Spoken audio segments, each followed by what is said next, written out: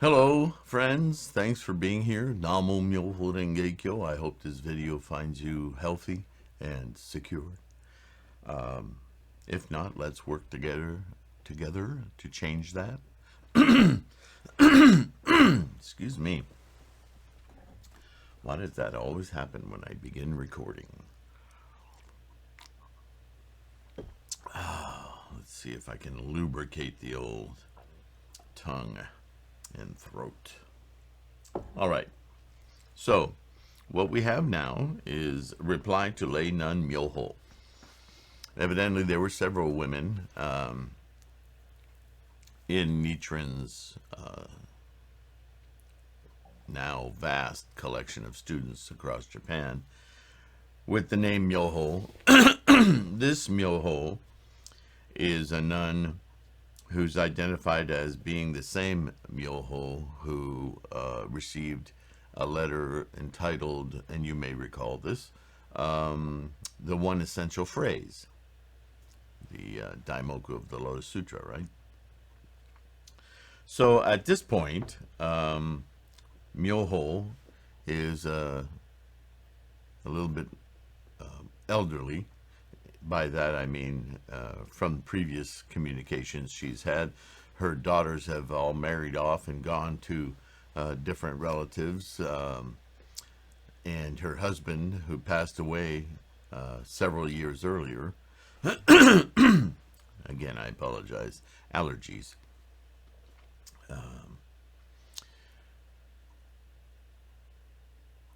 Nichiren reminds her and wants to strengthen her. She has demonstrated incredible resolve as a woman of that age, of that day. I mean, she's been through a heck of a lot in her lifetime as a woman, as a widow, and now whose family has left her, and anyone in her surroundings generally dislike her simply because she's such an avid proponent of Nichiren's doctrines of the Lotus Sutra. And as you know, the Nembutsu think the Lotus Sutra is some childish theory, and they've, totally besmirched, if you will, the reputation of the Lotus. So not only the Lotus Sutra, but the hero of the Lotus Sutra and Shakyamuni's teachings of the day, Nichiren, is a real thorn in the side to the government, and therefore there's a lot of propaganda out there amongst many of the people in her village and around her. So she's been oppressed as a woman, she's been oppressed as a Buddhist, she's been oppressed as a Buddhist woman following Nichiren, and she's lost all of her family, so she's basically alone. Yet she continues to send offerings to Nichiren for the benefit of propagating the Lotus Sutra. And so Nichiren writes this missive. And so let's get right into it. I've received your gift of a light summer robe. You have been left behind by your deceased husband in a woman's situation and are separated from your relatives too. You hear nothing from your 1 or 2 daughters, who are not to be relied on. Moreover, you are a woman who is hated by others because of this teaching. You are just like Bodhisattva Never Disparaging, which is one of the chapters in the Lotus Sutra, you'll recall. The Buddha's aunt, or aunt, depending on where you're from, the nun Mahaprajapati, was a woman. Nevertheless, she became an arhat, gained a name as a voice hearer, and entered a path by which Buddhahood can never be attained. This is not to disparage the Buddha's aunt, but merely to point out that at that time in India, women were quite literally chattel, and for them to practice Buddhism, which at that time, the early teachings of Shakyamuni Buddha, Hinayana Buddhism, the pinnacle of Hinayana Buddhism was to become an arhat. So she was quite accomplished in her Buddhist practice and the precepts and all of that at that time. But being a woman, even at the pinnacle of Hinayana teachings, or even early Mahayana teachings, which actually go beyond arhat, she would not be considered able to attain Buddhahood, right?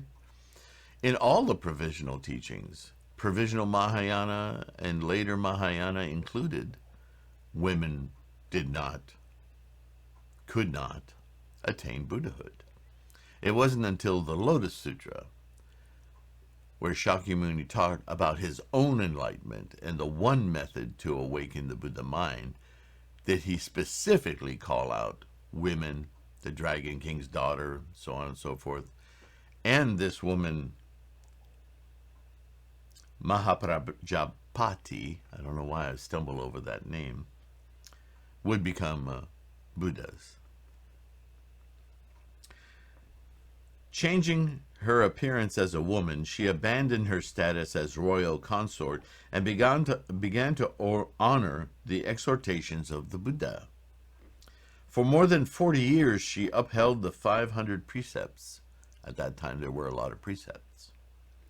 By day, she stood by the roadside begging for alms, and by night, she sat beneath a tree meditating for her next life. And yet, she was denied the path that leads to Buddhahood and was spoken of widely as one who was forever incapable of becoming a Buddha. How mortifying these things must have been, given her resolve and her dedication, right? Following her nephew around, only trying to be a devoted, resolved adherent, right? Because she was a woman, from inconceivably distant kalpas in the past, people had spread false rumors about her, mixing fact with fiction. How embarrassing and vexing it must have been. When, loathing that body, she dressed herself humbly and became a nun, she thought that she could free herself from such sorrows. Even denied her own femininity, right? Upon learning that, on the contrary, having become a person of the two vehicles, learning and realization, she was never to attain Buddhahood. How wretched she must have felt. By means of the Lotus Sutra, however, she was absolved from the wrath of the Buddhas of the three existences and was able to become a Buddha called gladly seen by all living beings. How happy, how joyful she must have been to hear this latter teaching, right? Thus, if it is not for the sake of the Lotus Sutra, no matter what may occur, one should never turn one's back. The Buddha, in a loud voice, addressed all four kinds of believers, saying, quote, "Who is capable of broadly preaching the Lotus Sutra of the wonderful law in this Saha world?" End quote. When they responded with the thought, I am, the Buddha admonished the nuns and the lay women as many as 3 times, saying that if they desired to repay their debt to all the Buddhas, they should persevere through any difficulty to spread the Lotus Sutra in this Saha world after his passing. So, ladies, this is the Buddha's exhortation to you to pursue the Bodhisattva way.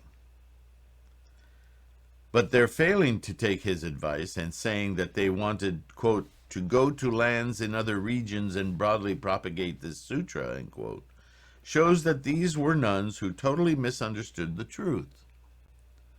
That is why the Buddha turned aside and looked earnestly at the 800,000 million Nayutas of Bodhisattvas.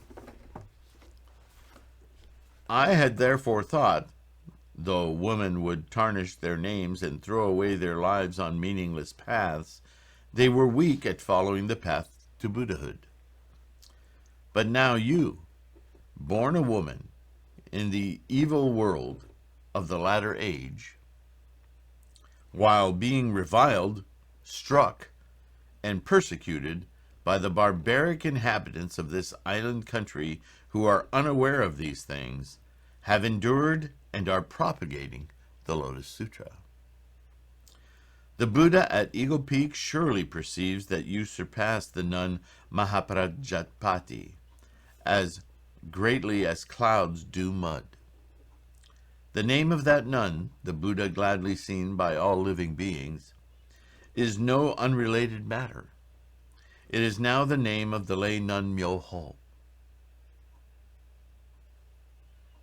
One who becomes a king is reputed to be a person who in both the past and the present has observed the 10 good precepts. Although the names of the kings may change, there is only one lion throne. This name likewise will never change. Even that nun who went against the Buddha's words received the name Buddha gladly seen by all living beings. You are a lay nun who, being true to the Buddha's words, has lost her good name only in this Saha world and is giving her life for the Lotus Sutra. The Buddha did not abandon the nun, his foster mother. If he were to abandon you as one who is unrelated to him, he would be a biased Buddha. But how could such a thing ever be? And how much less so if, as the sutra states, quote, the living beings in it, the threefold world, are all my children, end quote. Then you are the Buddha's daughter, and that nun was his foster mother. Is it possible that the Buddha, who did not abandon his foster mother, would wish to abandon his own daughter?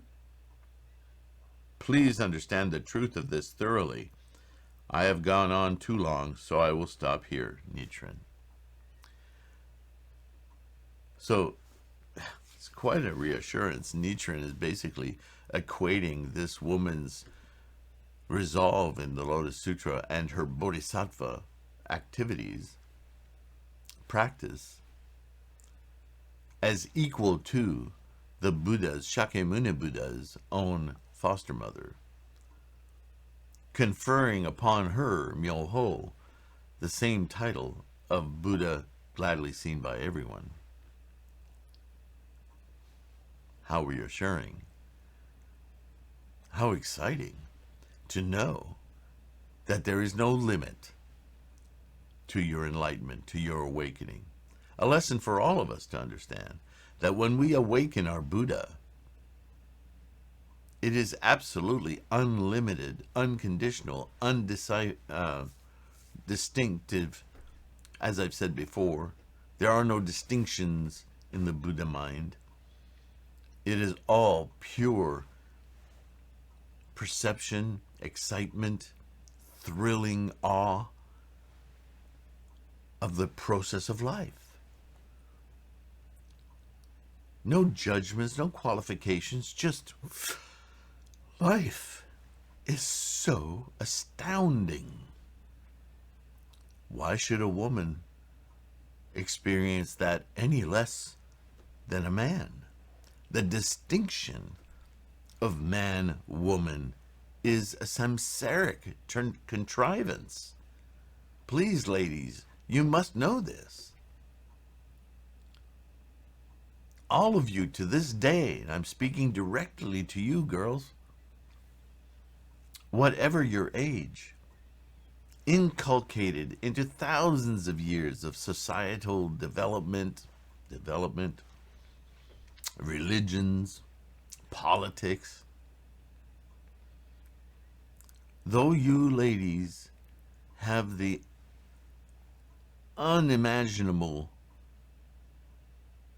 responsibility and ability to spawn a new karmic extension of humanity and procreate the species, somehow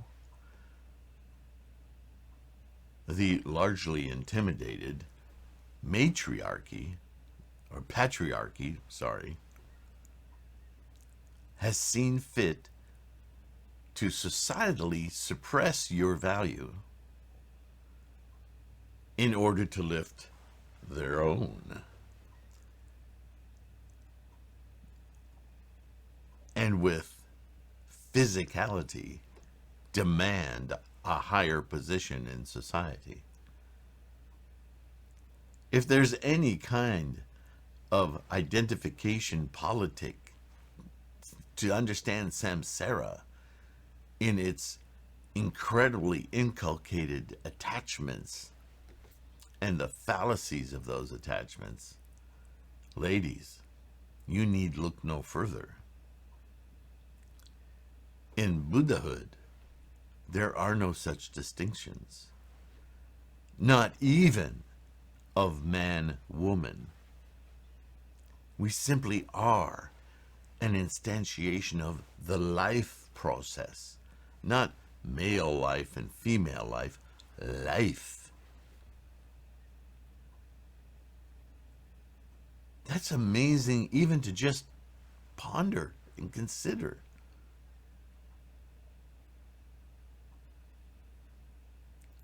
Take this issue to your mandala. Chant to experience that undefined life, that life of complete equanimity, complete enlightenment. Be your Buddha-ness. Be your Buddha vision, self. These words, they fall apart because they're all distinctions. Namo MyoHo Renge Kyo.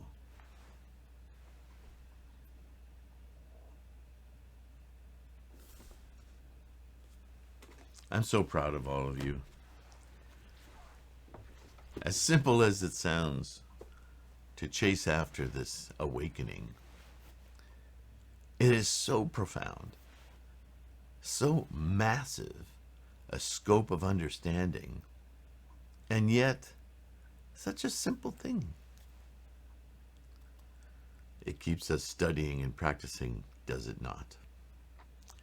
And for that, I thank you profoundly from the depth of my understanding. I wish you good health, kindness, and of course, MyoHo Renge Kyo. Don't forget to download the podcast as an oral file wherever you get your podcasts, if that works for you. Otherwise, I'll see you in the next video. Bye for now. Hey, thank you for being here. Did you know there's a third way you can help support this channel, and it won't cost you a cent?